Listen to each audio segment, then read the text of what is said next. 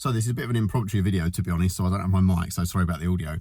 But I'm about to head on a fairly long trip in the Kia Soul EV, and I'm just going to kind of document my progress, really, because I've never done a long EV trip, and I'm kind of keen to learn about the whole range anxiety thing. So in terms of my actual trip length, it's 144 miles it's showing on the nav.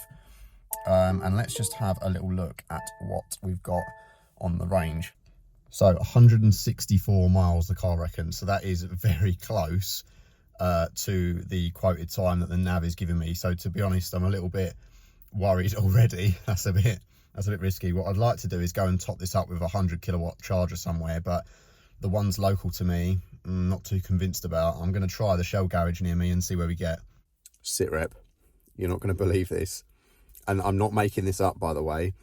I went to the Shell garage near me, which is one of the only places in the area that has the 50 and 100 kilowatt chargers. And yep, you guessed it, the joys of the charging network. So new plan, I've added a stop. I've had a little look on ZapMap. So ZapMap basically is a mapping app for charging points, and it shows you all the different charging points, and it also updates with whether they're in service, out of service, whether they're in use or not. Really super useful. I'm not sponsored or endorsed by them at all, but I discovered this through a friend and wouldn't be without it now when driving an EV. So having a little look along the map, I'll show you what I did.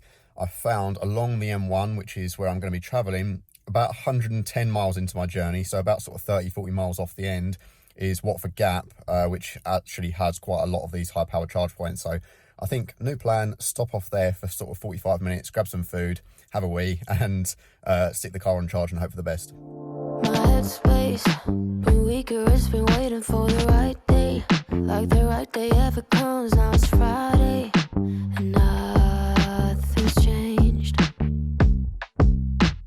Mistakes that everyone is making, but I can't change. I'm stuck in reverse like an old Benz. Forgot to tap it up. Now I long for another day where things fall into place. So if you're down, I'll be down. Pack your bags, fill them up. We can go tonight, take a flight to a higher ground.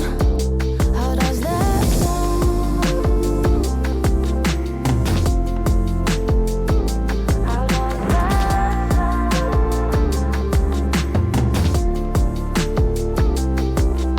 So strange, why it always feel like it's too late.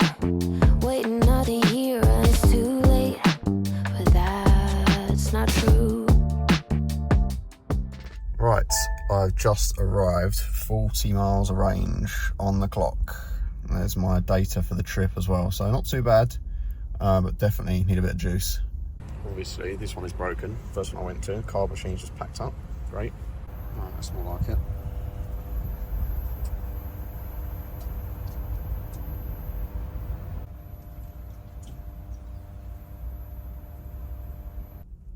And now we wait. To be fair, the charging speed is pretty good here, 75 kilowatts at the moment. So only about another sort of 20 minutes, half hour, until I've got enough battery really to get me through. So yeah, looking pretty good. And I've just been and had a nice bit of Mackey's at the Road Chef. Happy days. I've got to say though, I feel like, I don't know, I feel like I still had, even though I knew that my destination was well within range, I still felt that range anxiety. I still felt myself having to worry about, you know, how I was driving and stuff like that. Like, there's just something about it that made me sort of unsettled. So I guess it's just a bit of a learning curve. If you've never really done long distance in an EV before, I suppose you would get used to it over time. But yeah, I can't say I loved the experience. Although lovely in traffic, you know, I'm in this Kia Soul EV, lovely and smooth in traffic. Having an EV, that's always a nice benefit, and nice and quiet, nice and serene. So a really decent experience. But yeah, obviously now I've still got an hour to go on my journey, and well, I realistically don't want to go anywhere for another half an hour. So just makes my journey a bit longer. So after about 40 minutes of charge time, we are back up to pretty much the range I had when I left this morning or this afternoon. So not too bad for a fast charge. We're charging at 57 kilowatts now, I suppose, because we're a bit higher capacity. Yeah, so you can see the range going up nicely there. Yeah, I mean, it's not too bad. Once you get used to it, it's not too bad, but I'm just wondering about the cost now, because you probably won't be able to see it from here, but the charge for this particular thing is 69 pence per kilowatt hour. I've already used over 40 kilowatt hours. So yeah, I mean, once I actually get this thing charged, you're probably looking at like around 40 quid, maybe a little bit more than that, for sort of 100 and, I don't know, 100 and, tell me, 118 miles I've done. So yeah, I hope that's pretty much what I filled up. 118 miles for about 40 quid.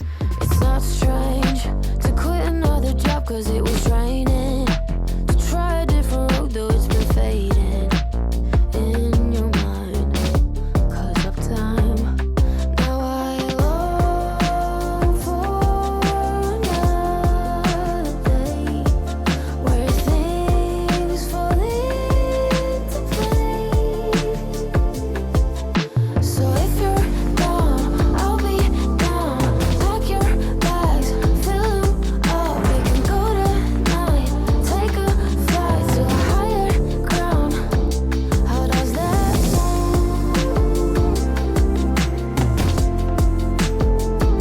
How does that sound? Let's start. And you join me on a nice fresh morning at 9:50. I'm just setting off from this lovely countryside area in Leicestershire, and 133 miles of range, and my journey is 145 miles. So I'm gonna have to do the same as I did yesterday, stop off and have a bit of food and get a bit of a charge in the car. But to be fair, that last charge only cost me about £34, so it wasn't quite the £40 I was expecting. So not too bad, but still, yeah, a bit of an inconvenience. But getting used to it. Secured the goods once again, back at Watford Gap, charging. 41 minutes to go, so it's a little bit slow today. 43 kilowatts it's charging at, so it could be a little bit better, to be honest, which is a bit of a pain because yesterday it was a lot quicker. I'm using a different machine today, but I don't know whether that makes a difference, whether it's to do with temperature, I don't really know, but yeah, just a bit slower than yesterday. So it's a gorgeous day. The road's been kind to me so far. Got my Mackies. I've got bacon roll that I'm munching on. Literally just sitting here watching some YouTube, catching up on some bits. It's good.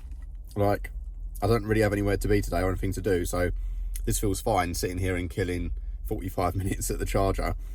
But yesterday it was a bit stressful because I was already running late, and you know, first of all encountered charging issues. Luckily there seems to always be a grid serve point free here at this services, even when it's quite busy. I've got a couple of guys in vans next to me that look incredibly bored waiting for their vans to charge. But yeah, it's all right if you plan ahead. So I can't really complain too much. Got my bacon roll. So yeah, gonna carry on. 57% charge now. Probably still got another sort of like half hour before I can set off really, but not too bad. And I'll check in with you guys in the next clip, hopefully when I'm home, and actually run through the costs of this journey. And again, I'm sorry this has been a bit of a thrown together impromptu video, but I just wanted to kind of document my experience, my first long trip in an EV, because I think a lot of people are probably worried about their first EV for this reason. So I'm kind of here to share that. So yeah, catch up with you soon. So I'm now at home and I'm going to calculate the actual cost impact of charging on these public charging networks in the service stations, which is significantly more expensive than at home. So that particular service station that I charged at was charging around 69 pence per kilowatt hour, which is probably over double the average of the home user for home charging. So if you charge your car exclusively at home, you're going to have a big saving, but obviously on these long journeys you're going to have to probably rely on charging at service stations. So this is the website for GridServe, which I used. So let's have a little look at what they say the charging cost would be. So Kia Soul, it was the Explore model, which is the 64 kilowatt hour. So let's say we bump that to 100%. So it's saying to top it up from pretty much empty is going to be about 45 pounds to get you a range of around 280 miles. Now let's compare that, just out of curiosity, to my Audi. So my Audi, I always put super unleaded in. So average price across the UK of 169 at the moment. And let's just say the same 280 miles of distance. So my average economy across the Audi is about 30, but that's mostly for round town combined. So let's say on a long run, I tend to get more towards the sort of 35 mark, worst case scenario. So let's pop that in as 35. So in my petrol Audi using premium fuel, you're looking at about £61. So it is still a bit of a saving in the EV, but obviously this is fuel that I can just bung in and not have to worry about for that same sort of mileage, and I don't have to worry about the battery getting too low and having to recharge as well. Obviously once you get to about sort of 10-20% in an EV, you want to recharge, whereas I could let this go pretty much to empty and not worry about it. But let's say, for example, that we've got a diesel car that people use for long distance. So a diesel, let's say this is going to be 179 for the cost of diesel, because that's a bit more expensive.